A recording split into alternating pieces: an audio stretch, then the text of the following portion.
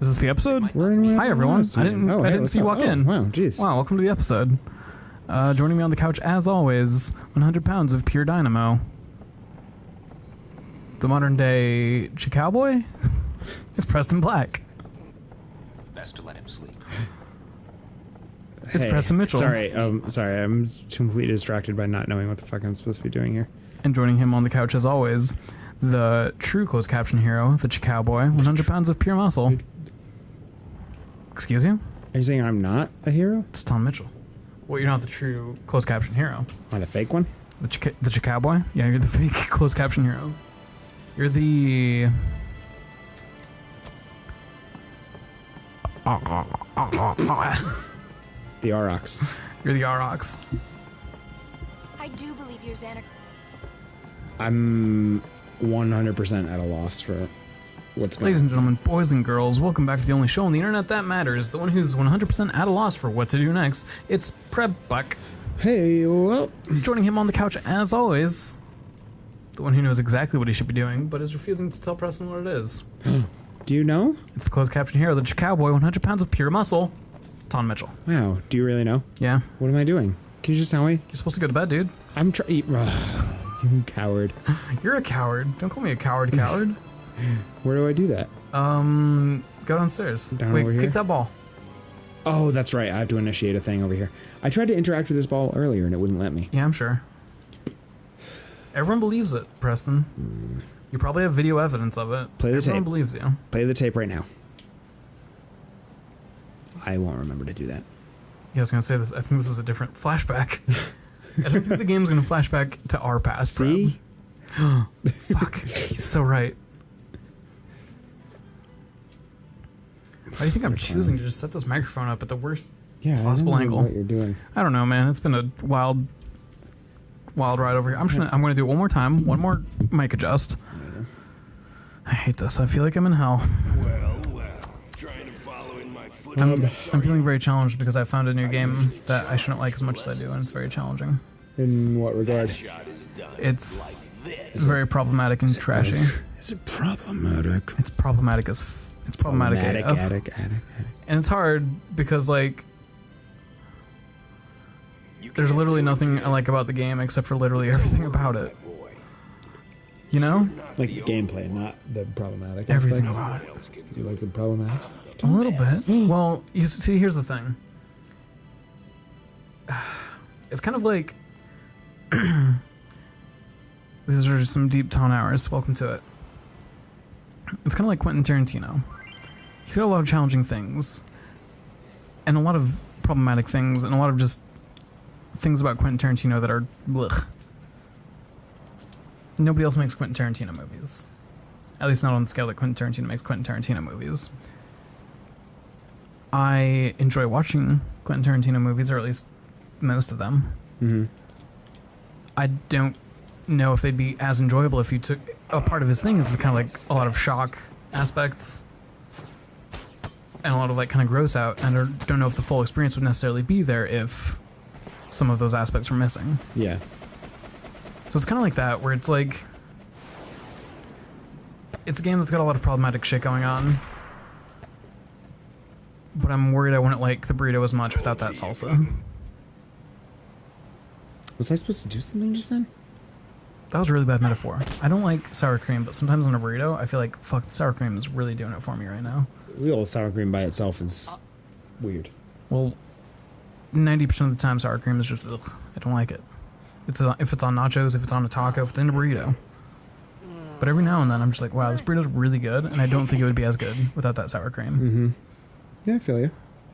So it's kind of like that. I would like them to tone back some of the problematic stuff, so I wouldn't have to put on quite as big of blinders for it. Mm-hmm. But here I am putting on blinders for it. It's challenging. Would you like to discuss what game it is? It's called Space Lords. Never heard of it.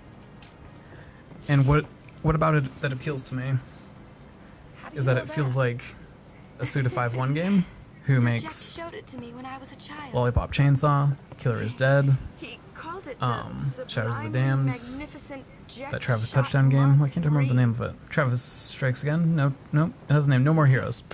He did No More Heroes. Oh. You know what? There is no And like, Mark Yeah. 1 or nobody's Mark making 2, you Suda know? 5-1 games. My old man said the I name think Mark 3 was Platinum just something games to hook the overlap in a crowd. lot of ways. He said they'd come back every night expecting to see Mark 1 and Mark 2. I don't know.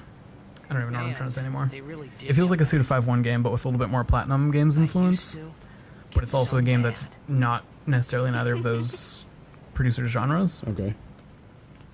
So it very much feels like it's just this weird little amalgamation that just somehow exists between these two things. If they were a Venn diagram, this thing would be in the dead center, but I don't know. neither of those companies necessarily have this kind of game. But Sir Jack Platinum was Games made my Anarchy Reigns, which is kind of father's similar, where it's like an So he's arena shooter, famous here too. where guardian. Yes. less emphasis So, if is on anything gunplay as it happened is to on him, I should think like, word would get around beat 'em up fast. combat stuff. Uh huh. It's just weird. It feels like a game that shouldn't exist. What So what's the would problem you with it? do if you found him? Who knows? Every man. I thought he died 10 years ago. So it's a hero-based I'd probably thing, just so smack you him. unlock more heroes and characters to play After as, everything but you to put make him the on, narrative he make was sense, there's basically four Because he main was famous, characters on your I was team. Mm-hmm. Well, you should Um, know, Una.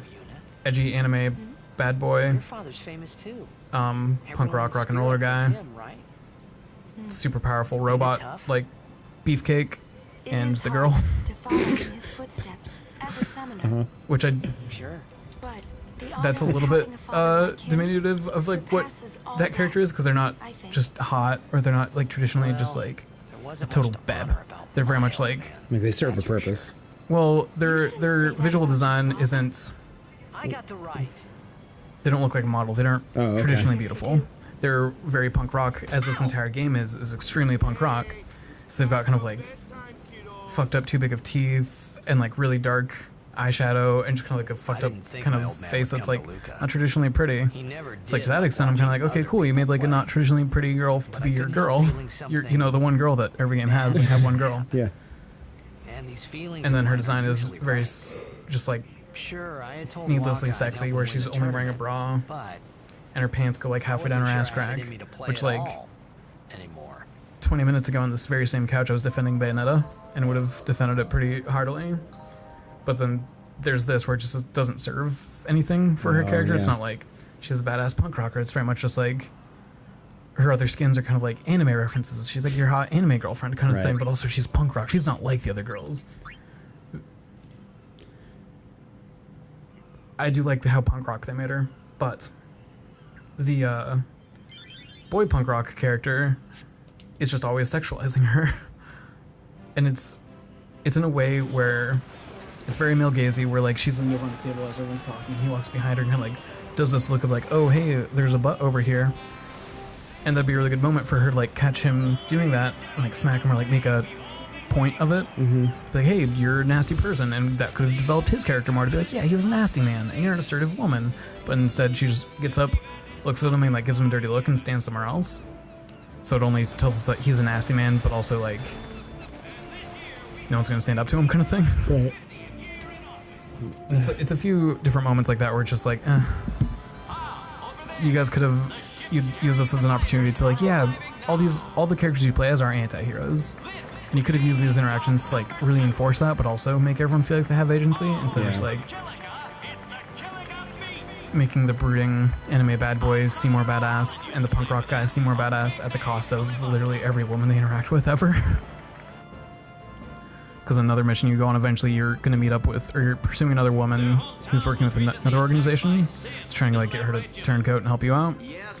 And that same like kind of punk rock character is just the whole time talking like, oh, this bitch, that, or this whatever. I'm gonna have sex with this woman kind of thing. Mm-hmm. And she kind of shuts him down, but it's another situation of like, she shuts him down and he has a comeback and then they move on, instead of like she shuts him down, they could have ended it there, or she shuts him down and someone backs her up. So many opportunities for it to have been like, yeah, he's a gross person, and also like she's assertive and like this person supports him, but instead of just like, he's a gross person, right? Yeah. So that's kind of nasty. Yeah, that's too bad. There's just a few instances where it's just like, you guys could have done better. Like really easily without really changing Yeah. the characterization. Yeah, Just like add a line of script where exactly. someone's like, hey, can you stop? And it would have made both their characters more believable. Right. Instead of just having like the woman slink off into a corner. Exactly. Exactly. Because, like, no one's super heavily characterized in the gameplay. It's all dialogue, so it's a bunch of heroes shouting one-liners at each other, and from that we get, like, little glimpses of their personality. I think there's a lot of lore that I haven't started to dive into, but right now it's very much like, you guys could have added one line of dialogue, or even just, like, modeled these characters to move a little bit differently in the scene, and given so much more character to everybody. Right. That would have redeemed a lot of things. They're just going for, like, the low-hanging fruit. Yeah. And so it's that aspect where I think Suda 5.1 makes very punk rock video games that are very often at the cost of women and persons of color, but no one else is really making that. And I'm never going to blindly be like, Space Lords is amazing. No More Heroes is amazing, because there are so many caveats and so many red flags to, like, qualify those statements. But there's also, like, some fun gameplay in there that you're not going to get anywhere else. But they aren't even good. Space Lords isn't good. Like, the gunplay is really bad.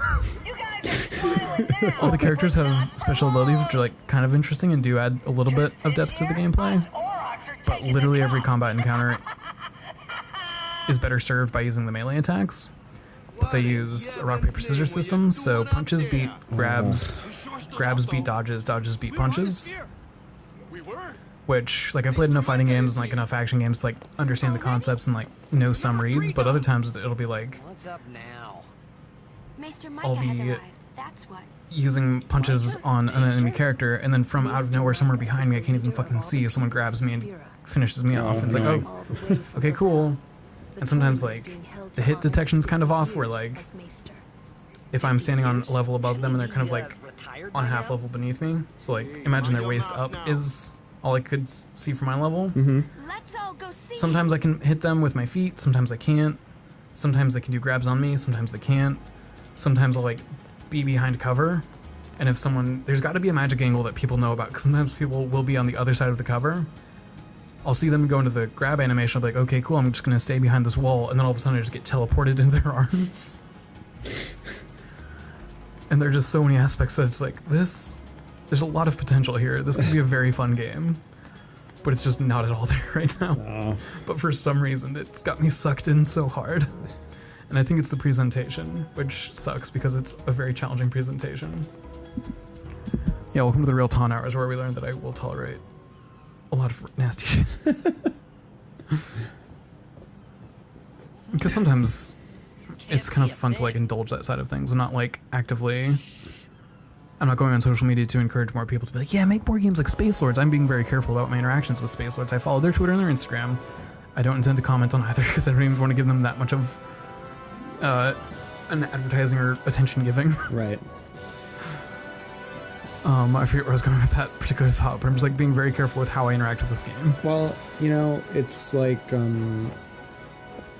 it gives you the ability to comment on stuff, you know what I mean? Like, that's kind of how I feel about taking in content that's maybe got some questionable aspects. Yeah. You know, is it gives you an opportunity to be like, all right, like I've experienced this thing firsthand, and like these are the things that you did right, and here's some opportunities. That's a good point. To like, you know, whereas like if you just for improvement. Yeah, like whereas if you just think like just off word of mouth, or like immediately after you find out like, oh, this thing is not great towards women, nope, turn it off.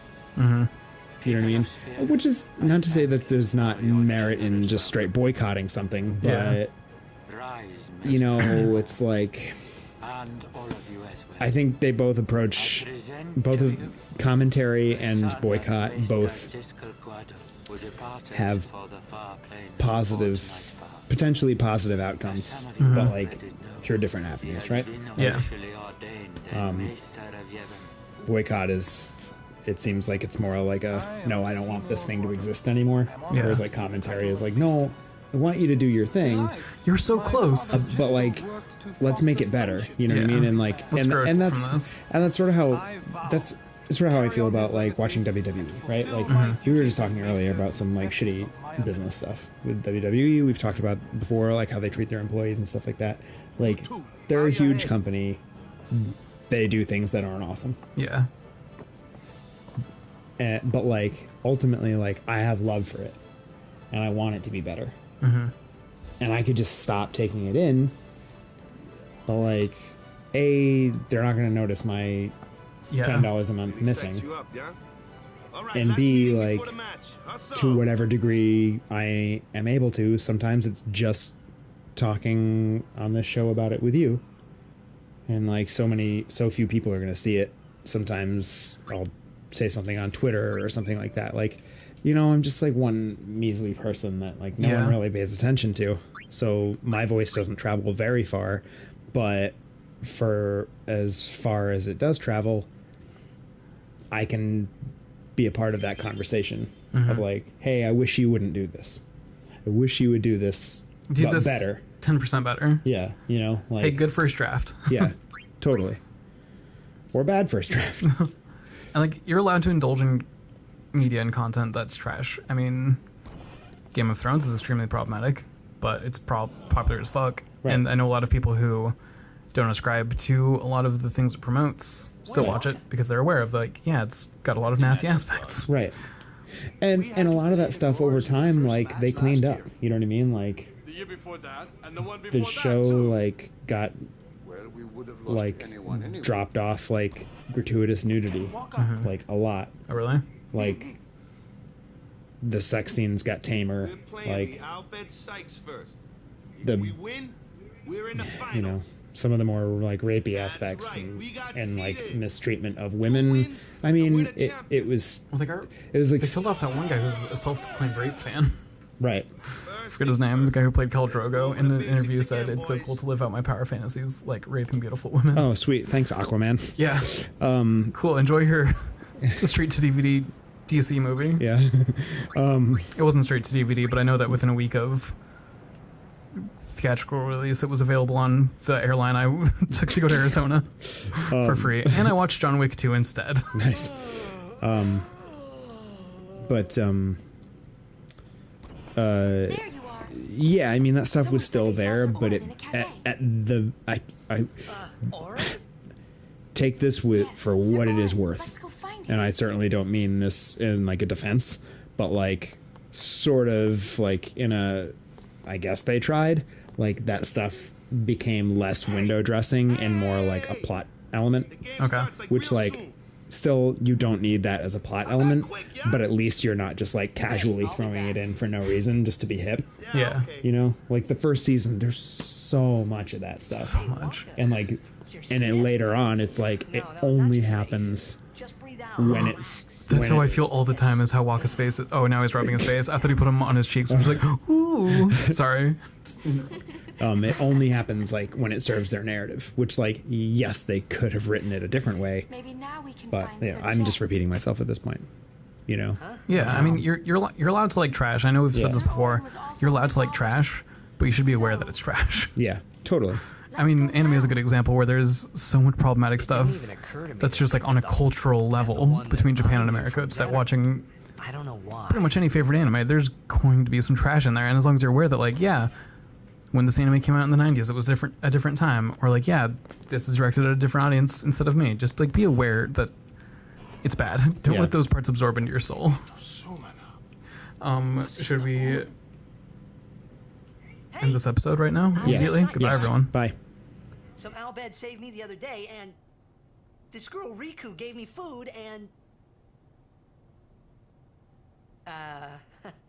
you don't understand me, do you?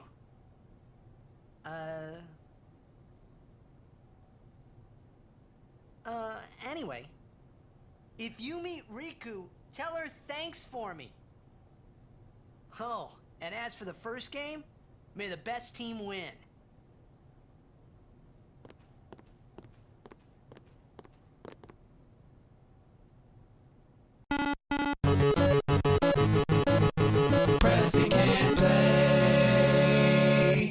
Continue.